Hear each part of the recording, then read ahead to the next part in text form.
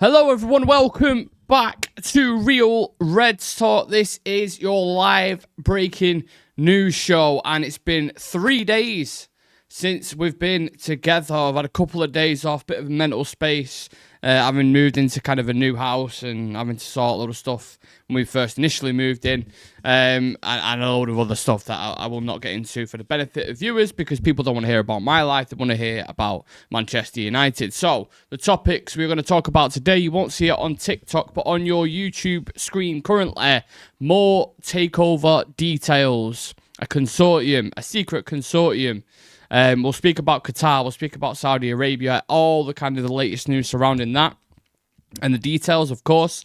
We're going to speak about Man United's huge midfielder plans next summer, how much money they're going to invest, what kind of players they're going to go for. Lisandro Martinez's return date's been confirmed. When will we see him? Do you want him back in the team? Is he starting for you over the current centre-backs that we've got right now?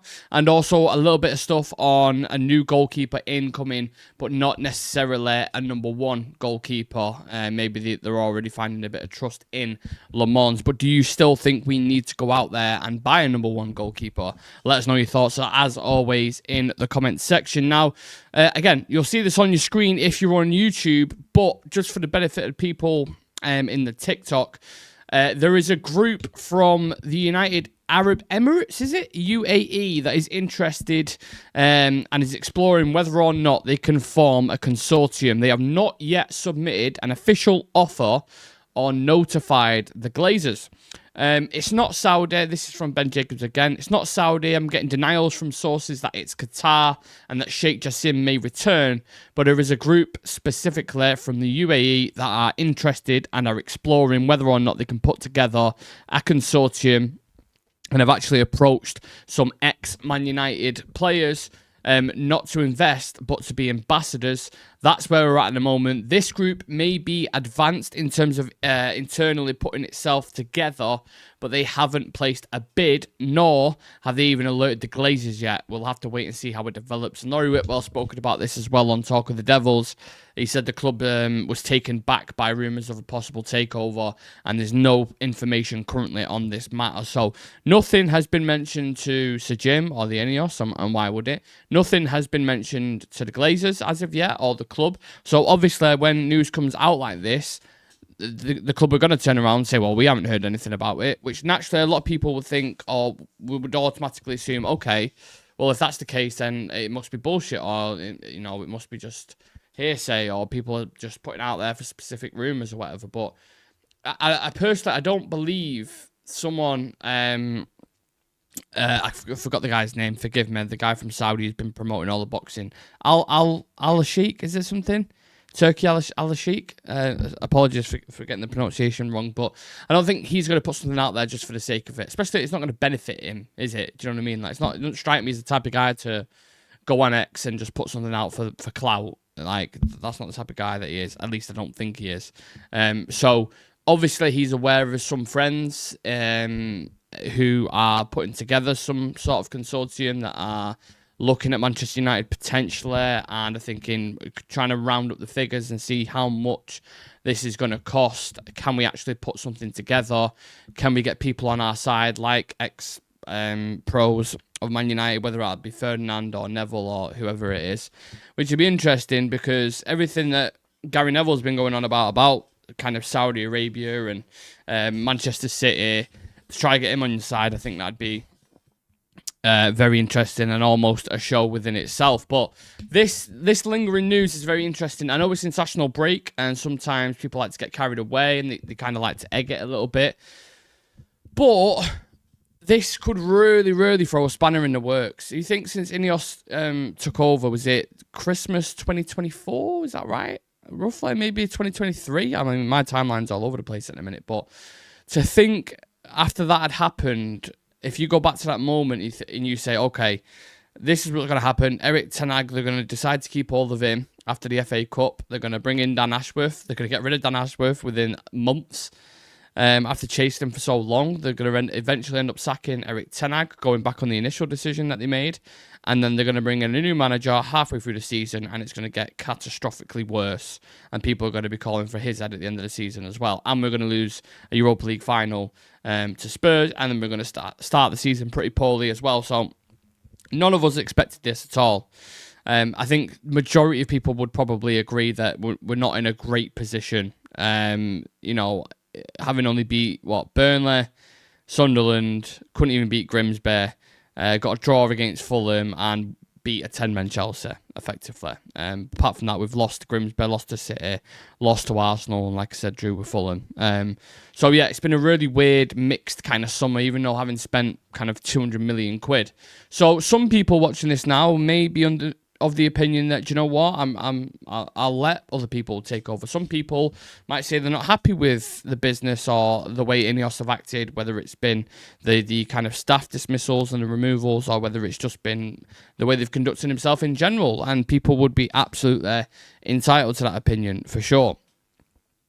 I'm of the opinion, I think there's a lot of stuff that they've done good. I think people look past that a little bit. I think they've certainly brought in better people making the biggest decisions for the club. I think in that regard, you look at Richard Arnold, Ed Woodward, John Murtaugh, who, you know, some journalists say they were good guys or they was good at the job. I disagree. I don't think they was. I think the people they brought in now in Wilcox, and people like Christopher Favell, all these kind of guys, I think there's just a few levels above, in my opinion, and you could just kind of tell that from the recruitment that they've been doing, and the decisions that's being made. Now, whether the academy works out better because Nick Cox leaving, and forgive me, I can't remember the guy's name who come in to replace him. Whether he does a good job or not, I'm not entirely sure. But I think the changes that have been made have been needed. I never like it when people lose jobs, obviously, especially in the climate that we're in at the minute. But you look at it from the business side of things, in regards to other football clubs, they had to kind of make it more slimline, right? So I understand the processes and the procedures that they're doing. I don't want a consortium coming in now and ripping up everything that's been done over the past year and going through it all again, because everyone thinks money just equals success. Go ask PSG fans how that worked out when they brought in Messi and Mbappe and Neymar and all these players and paid them hundreds and hundreds of thousands of pounds a week and still couldn't win the Champions League. They've won it now, but again, that goes to show because the team is an actual core unit team. They've gone down a different kind of path. Now, that's not to say that this consortium will come in and they will just start throwing hundreds of millions at people. And United could probably do that, especially with a huge chunk of wealth coming in. I don't want to do that. I want to operate diligently. I want to be intelligent. I want to, like PSG now, really. They're still spending a decent amount of money, but they're looking towards the future. I think the average age of their squad's got to be around 24, 25 years old with the players that they brought in, like João Neves, Ousmane Dembele, Kvaratskhelia, Nuno Mendes, Hakimi, like all these players. Like, there's a future there. They just won Champions League. They're like a really good team. I want projects that we can build with. I think we've got the right football people, and people say, well, what are you talking about, Nick? You're fucking 15th in the league or whatever. I agree. I get it. I get it. Well, mid-table. Sorry, we are. But I don't know. It's just a gut feeling. I feel like we're starting to go down the right path now. And I think if that all gets thrown in the bin and a new consortium comes in and they want to change paths and do something different, it's a risk in it, I suppose, is what I'm saying.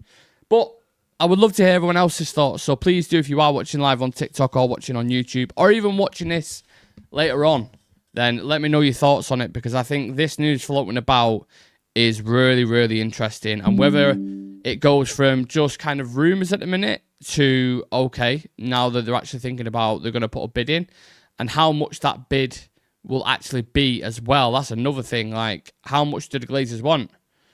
Is it going to be considered the share price that it's at the minute? I think it was when Ratcliffe got it. Was it low 20s, like $20 a share or something like that? And I think it's the expected price now to sell is $34 a share. So I think they're rough estimates, right? And they're rough figures. But I think roughly around sort of 5-6 billion pounds is what they want, and then I think Sir Jim Ratcliffe has to, I think it is, match that bid for 5-6 billion, or he basically agrees to sell it and he gets his bit or his share back, his 28% or whatever it is. So listen, I'm obviously not a financial expert, but I'm just going off kind of bits and bobs that I've seen. So very, very interesting. But that's what Ben Jacobs has been reporting at the moment, and Laurie Whitwell kind of touched on this, said that the club were taken back by rumours. There's no information on this matter currently. I've heard Job Bellingham is on your radar. He'll probably reject us like Jude Bellingham rejected us.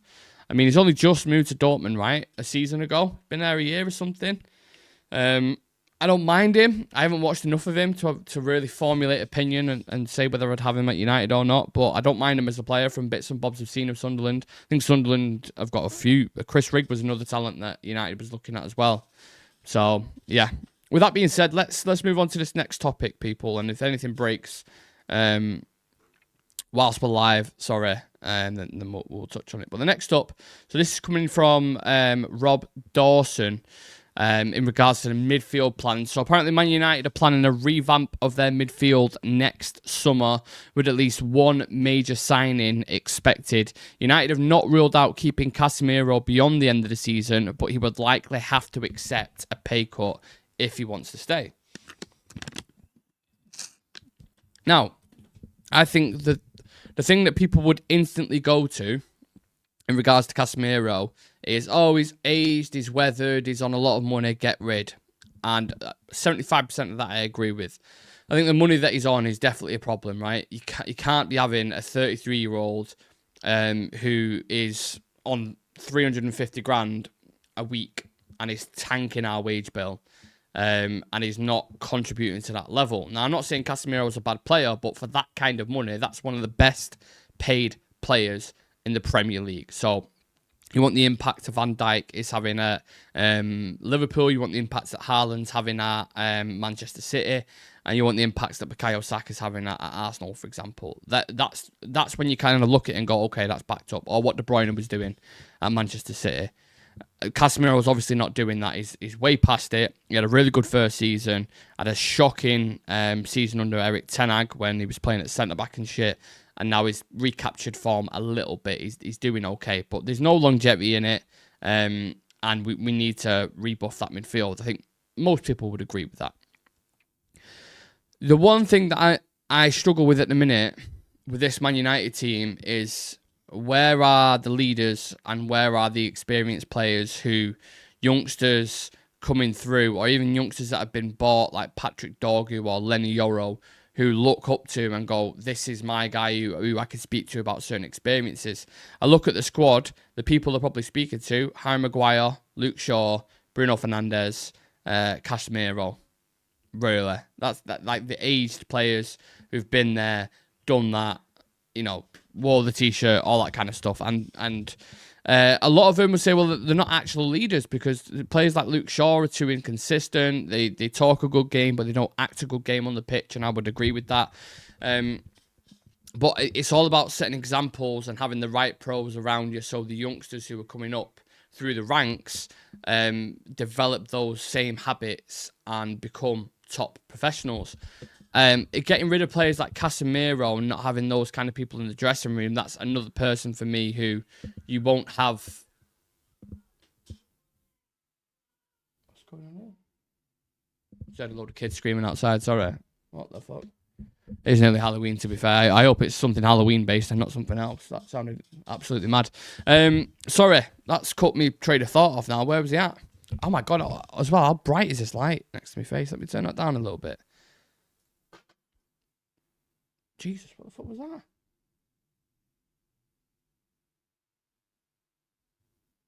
Mate, I don't know if people can hear that's going on outside, but something dodgy has just happened outside. What the fuck?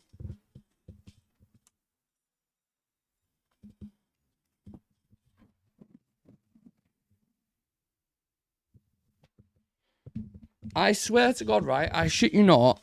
I have just heard a gunshot and a load of screaming. Either that or I'm going absolutely mad.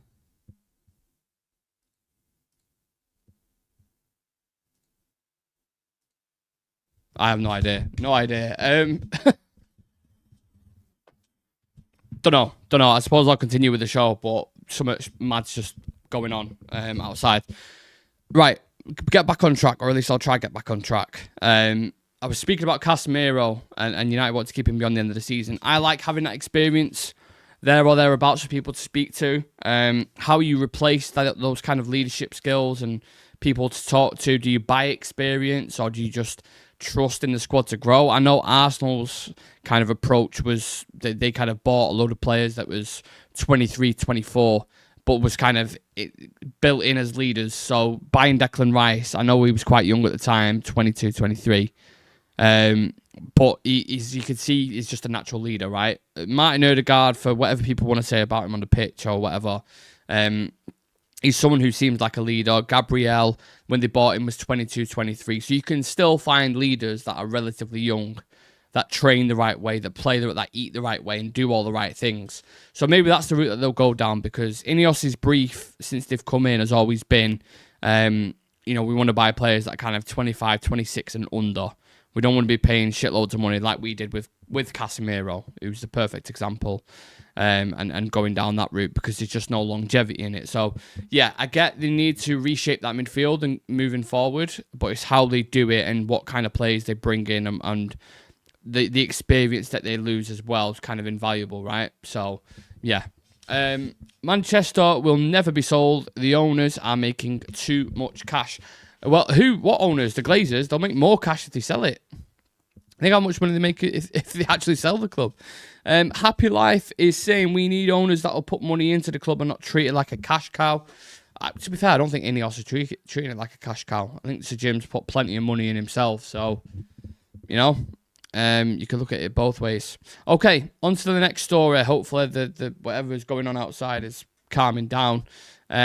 This is coming from Stephen Railsden, and this is in regards to Lisandro Martinez. He is closing in on a return to training, but Man United won't take any risks, so his return to a matchday squad is not imminent. He could return just before the November international break, so he's not going to return as soon as we come back. He won't be ready for Anfield, which will be a bit of a shame, because if anyone remembers his performance last season against Liverpool at Anfield, he scored a goal and he was very important. And also against Manchester City in December, played that ball over for Amad Diallo. We scored against Fulham. He was quite an integral player, and I've just been talking about leaders and how important Lisandro Martinez fits under that bill, but he needs to stay fit. He can't be another player that we're talking about, similar to Rafael Varane, where we're all sat there going, yeah, but when he's fit and available, when he gets a rhythm of games and going, he's decent. We can't keep having that conversation. And I'm not saying it's his own fault. He's probably the last player that wants to be injured. But it keeps happening. And I think we added it up the other day when me and Shreyas did a show, and I think in total, it was something like, I don't know, a couple of 100 days that he's missed. Maybe 2 seasons worth of games that he's missed since he's joined. And obviously joined in Ten Hag's first season, which was, oh my God, what was it? 2022-ish? 2023? Something like that. So he's missed quite a chunk of games. I hope he can stay fit now. He's obviously naturally a left-footed player. One of the best progressors of the ball. Again, brings that pack mentality. So we need him back. But like this, they're not going to rush him back. Because if they do, and he gets injured again, and he's out for another period of months, it's just going to be like, this is going to be continuous until his contract goes, basically. And I don't want that, because I do think he's a good player. I do think he's slightly overrated. And that's not to say that he isn't a good player. I do think he's good. I think some United fans overrate him a little bit. But, yeah, I do like him. I like what he brings. So, fingers crossed. I know when we play Liverpool at Anfield, which we'll have the preview for on Thursday, Friday-ish, depending on kind of work and other bits, we'll try to do. I know... what was I saying? Oh, players being fit. Sorry. Fucking hell, my brain's not working today. I know, obviously, Mason Mount's fit. I think Mazraoui is going to be available. So we've pretty much got a full squad to select from. I think there's no other long-term injuries unless I'm missing someone. So, yeah, no excuses going into that game. Can't wait to do that preview. I think it's going to be fascinating. Right, let's talk about this goalkeeper then, just to kind of round things off. Just a quick news show today. Nathan Salt, this is coming from, and Chris Wheeler. There is every chance Man United will be in the market for a new goalkeeper next summer, but it is more likely to be a backup option to replace Tom Heaton and possibly Altay Bayındır if he finally tires of being on the bench. Listen, we have a very, very, very small sample size to go off in regards to Son Lamons, so it's not as if we can throw it out there and say he's our number one goalkeeper. Don't need to buy one now. Don't worry, everyone. We've got the one. You can't do that off one game. You really can't, because what could happen is we could go to Anfield and he could drop a stink or he could make a mistake and the narrative completely changes, right? So I think a more sensible approach to this is they're probably going to wait about probably a good few months to test him in away games. When the pressure gets a little bit difficult, when they concede a few more goals and see how he reacts and see how his temperament is. Those kind of things that you're ticking off.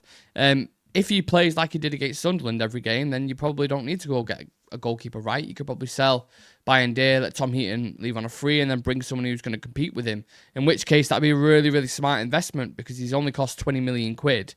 And the boy looks the part. I mean, he's got a big frame. He's 6'4", 6'5", I think. Distribution, great. Can claim crosses. Do you listen to the reaction he got in Old Trafford when he literally just claimed a cross and everyone was like, woo! Like going fucking doing the Ric Flairs in the stadium. Like, absolute madness. So, yeah, tick with that. Distribution, great. Although it was quite long, so I want to see kind of different variations of that. Whenever he was called into action to make a save, he did it. He seemed calm, composed. He was shouting at players when he needed to.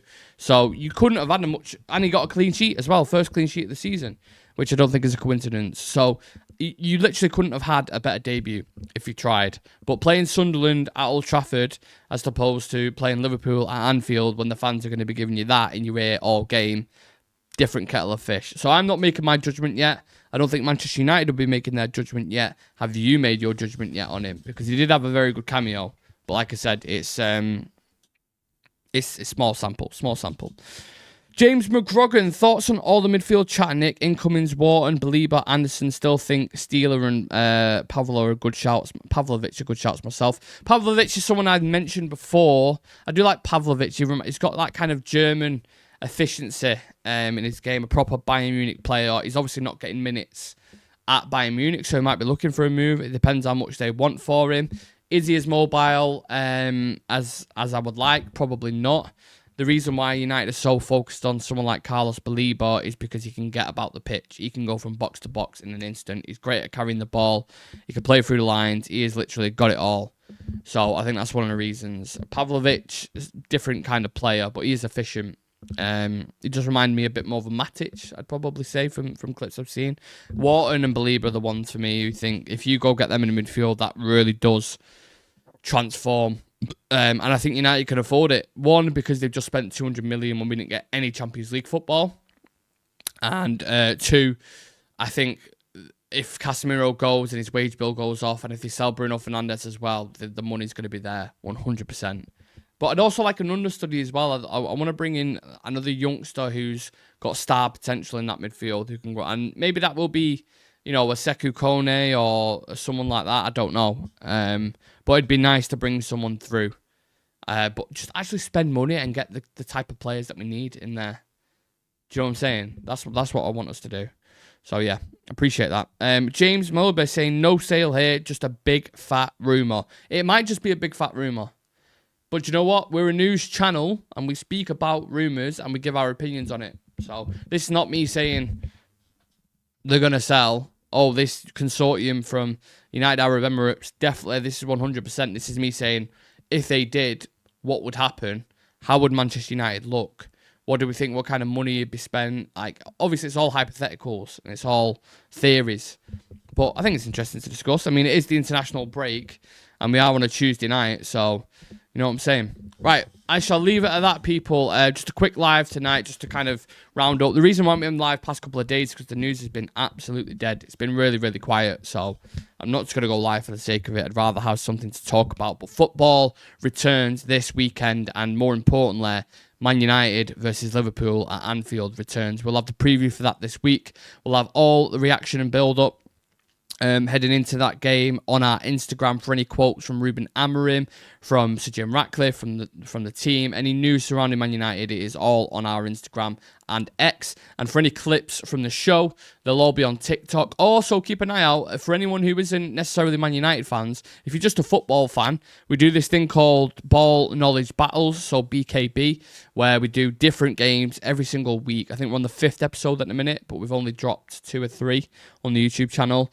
And it's basically like trivia, quizzes, loads of stuff like transfer blocks, guesses, name the club, guess the career path, loads of different kind of things. So if that's more your bag and kind of stuff that you like to watch, then please do go check it out on YouTube and let us know your thoughts and feelings on it. And yeah, my name's Nick. This has been Real Reds Talk, breaking news show live on Tuesday the 14th of October. I'll